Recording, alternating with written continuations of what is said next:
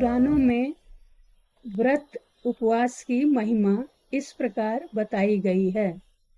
व्रतोपवास नियमैः शरीरोत्तापनैस्तथा वर्णा सर्वेऽपि मुच्यन्ते पातकेभ्यो न संशयः। अर्थात व्रत, उपवास, नियम तथा शारीरिक तप के द्वारा सभी वर्ण के मनुष्य पाप मुक्त होकर पुण्य प्रभाव से उत्तम गति को प्राप्त करते हैं। हमारे पुराणों में जैसे मत्स्य, कूर्म, ब्रह्मांड, वराह, स्कंद तथा भविष्य आदि प्रायः सभी पुराणों में अनेक व्रतों की विधियां तथा विवरण देखने में आते हैं। श्रीमद् भागवत पुराण में एकादशी व्रत को सर्वश्रेष्ठ बताया गया है। व्रत के बाद व्रत कथा सुनने की विधि का वर्णन भी पुराणों में सर्व सुलभ है। एकादशी व्रत को नित्य नैमित्य व्रत की संज्ञा दी गई है। अतः मनुष्यों को नित्य कर्म की तरह इनका पालन करना चाहिए। एकादशी व्रत के विषय में कहा गया है कि यानि कानि च पापानि ब्रह्महत्यादिकानि च अन्नमाश्रित्य तिष्ठन्ति संप्राप्ते हरिवासरे। अर्थात ब्रह्म हत्या आदि समस्त पाप एकादशी के दिन अन्न में रहते हैं। अतः एकादशी के दिन जो भोजन करता है वह पाप भोजन करता है।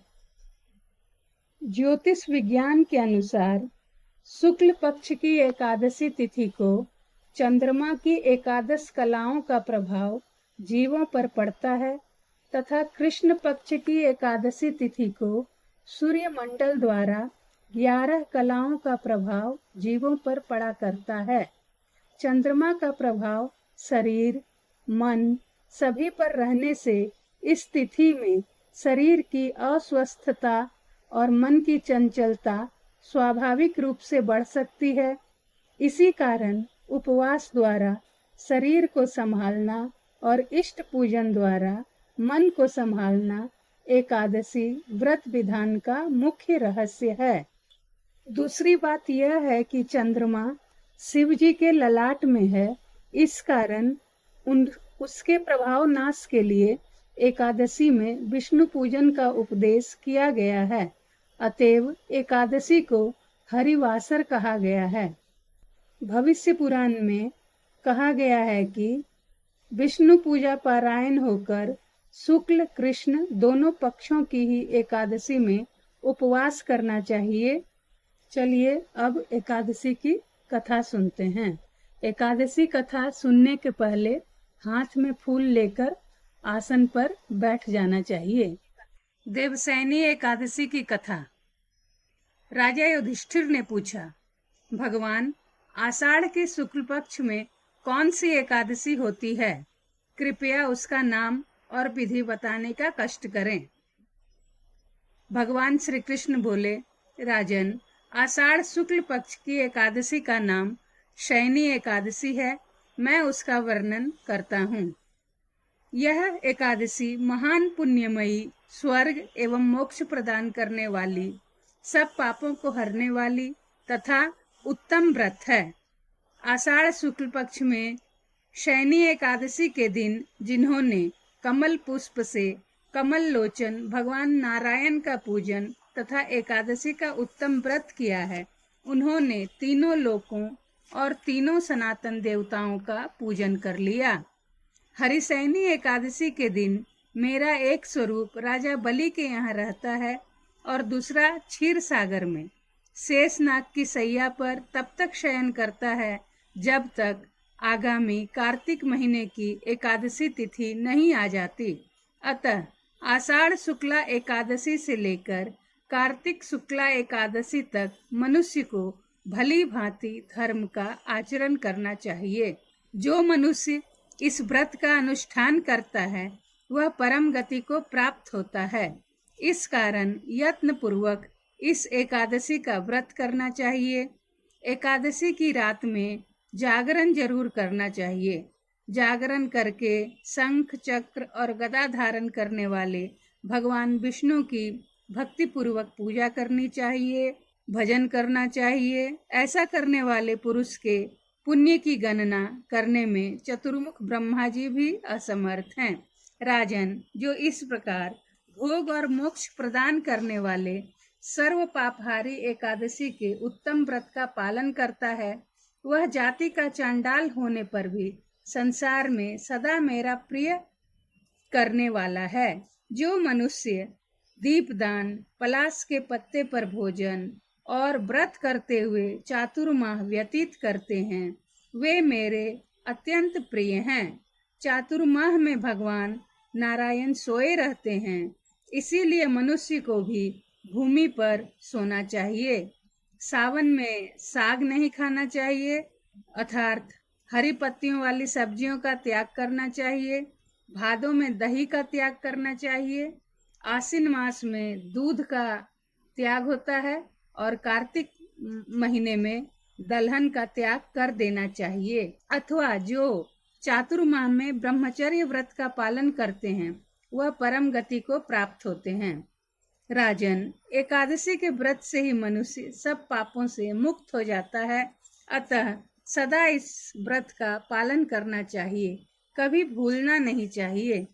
देवसैनी और देवबोधिनी के बीच में जो कृष्ण पक्ष की एकादशियां आती हैं, वे गृहस्थ के लिए व्रत रखने योग्य हैं।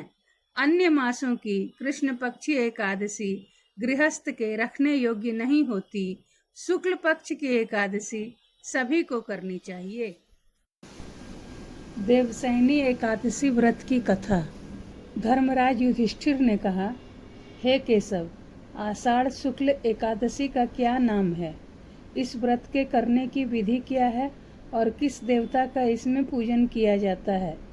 श्री कृष्ण बोले, हे युधिष्ठिर, जिस कथा को ब्रह्मा जी ने नारद जी से कहा था, वही मैं तुमसे कहता हूँ। एक समय नारद जी ने ब्रह्मा जी से यही प्रश्न किया था। तब ब्रह्मा जी ने उन्हें बतलाया कि हे नारद, तुमने कलयुगी जीवों के उद्धार के लिए बहुत उत्तम प्रश्न किया है, क्योंकि देवसैनी एकादशी का व्रत सभी व्रतों में उत्तम है। इस व्रत से समस्त पाप नष्ट हो जाते हैं और जो मनुष्य इस व्रत को नहीं करते वे नरक में जाते हैं। इस व्रत के करने से भगवान विष्णु प्रसन्न होते हैं। इस एकादशी का नाम पद्मा है। अब मैं तुमसे एक पौराणिक कथा कहता हूँ, सुनो। तुम मन लगाकर सुनो। सूर्यवंश में मंधाता नाम का एक चक्रवर्ती राजा हुआ, जो अत्यंत सत्यवादी एवं महान प्रतापी था। वह अपनी प्रजा का पुत्र की भांति पालन किया करता था। उसके राज्य में प्रजा सुखी थी। उसके राज्य में कभी अकाल नहीं पड़ता था। एक बार राजा के राज्य में 3 वर्षों तक लगातार वर्षा नहीं हुई, जिसके कारण अकाल पड़ गया। प्रजा अन्न की कमी के कारण अत्यंत दुखी हो गई। अन्न के न होने से राज्य में यज्ञादि भी बंद हो गए। एक दिन प्रजा राजा के पास आकर कहने लगी, वर्षा के अभाव से अकाल पड़ गया है और प्रजा मर रही है, इसलिए हे राजन, कोई ऐसा उपाय बताएं जिससे प्रजा का कष्ट दूर हो जाए। राजा मंधाता कहने लगे कि आप लोग ठीक कह रहे हैं, वर्षा से ही अन्न उत्पन्न होता है और आप लोग वर्षा न होने से अत्यंत दुखी हो गए हैं। मैं आप लोगों के दुखों को समझता हूँ। ऐसा कहकर राजा कुछ सेना साथ लेकर वन की तरफ चल दिए। अनेक ऋषियों के आश्रम में भ्रमण करते हुए अंत में वे अंगिरा ऋषि के आश्रम में पहुँचे। वहाँ राजा घोड़े से उतरकर मुनि को प्रणाम किया। मुनि ने राजा को आशीर्वाद देकर कुशल क्षेम पूछा। तत्पश्चात राजा से पूछा, कहो राजन, आश्रम में आने का क्या कारण है? राजा ने विनीत भाव से कहा, हे भगवान, सब प्रकार से धर्म का पालन करने पर भी मेरे राज्य में अकाल पड़ गया है। इससे प्रजा अत्यंत दुखी है। राजा के पापों के प्रभाव से ही प्रजा को कष्ट होता है। ऐसा ही शास्त्रों में बताया गया है। जब मैं धर्मानुसार राज्य करता हूँ तो मेरे राज्य में अकाल कैसे पड़ गया, इसके कारण का पता मुझे अभी तक नहीं चला है। अब मैं आपके पास इसी कारण को जानने आया हूँ। कृपा करके मेरे इस संदेह को दूर कीजिए। साथ ही मेरी प्रजा के कष्ट को दूर करने का कोई उपाय मुझे बताएं। इतनी बात सुनकर ऋषि कहने लगे, हे राजन, यह सतयुग सब युगों से उत्तम है, इसमें धर्म के चारों चरण सम्मिलित हैं। अर्थात इस युग में धर्म की सबसे अधिक उन्नति है। लोग ब्रह्म की उपासना करते हैं और केवल ब्राह्मणों को ही वेद पढ़ने का अधिकार है। यहाँ ब्राह्मण ही तपस्या करने का अधिकार रख सकते हैं, परंतु आपके राज्य में एक शूद्र तपस्या कर रहा है। इसी दोष के कारण आपके राज्य में वर्षा नहीं हो रही है। इसीलिए यदि आप प्रजा का भला करना चाहते हैं तो उस शूद्र का आप वध कर दीजिए।